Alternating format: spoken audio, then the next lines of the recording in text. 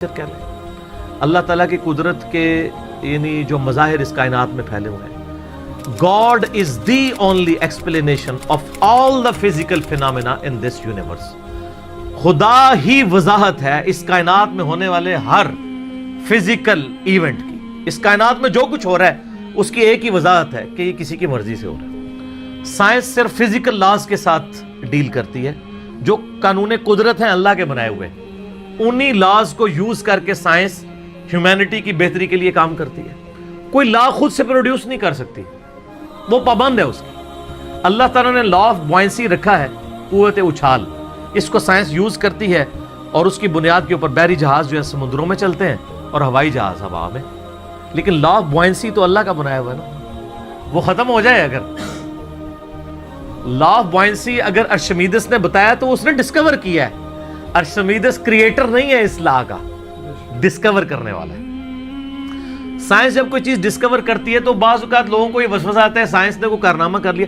Science تو صرف Discovery کر رہی ہے. سورج مشرق سے نکلتا ہے, یہ ایک ڈسکوری ہے, لیکن اس قانون نے سورج کو پیدا نہیں کیا.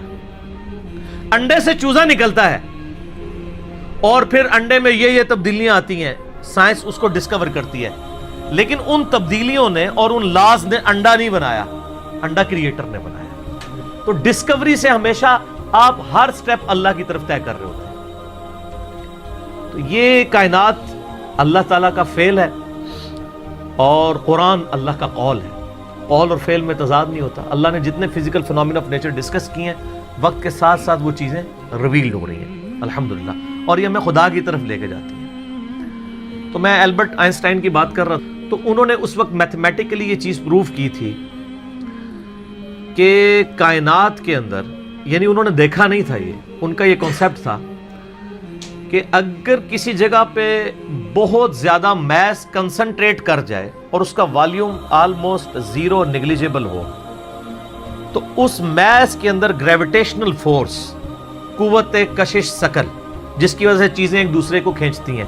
یہ میں گلاس جب یہاں سے چھوڑوں گا تو نیچے جائے گا, اوپر نہیں جائے گا, اس لیے کہ زمین اسے اپنی طرف کھینچ رہی ہے. تو اس کی ایک طاقت ہے جس سے وہ 9.8 میٹر پر سیکنڈ اسکوئر کی ایکسلریشن ہوتی ہے.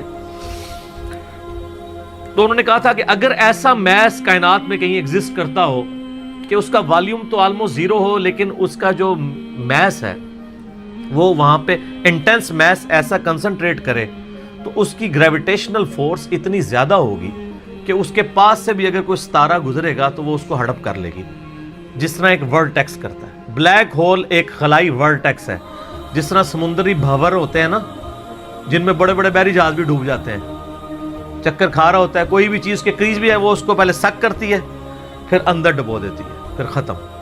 اس طرح خلا کے اندر بھی ایسے ورٹیکس ہو سکتے ہیں جہاں پہ کنسنٹریٹڈ ماس ایگزسٹ کرتا ہو, اور وہ گریویٹیشنل فورس اتنی ہوگی کہ ایون لائٹ بھی اس میں انٹر ہونا تو وہ بھی اسکیپ نہیں کر سکتی, جو اس کائنات کی سب سے تیز ترین چیز ہے اور ایبسولوٹ کانسٹنٹ ہے.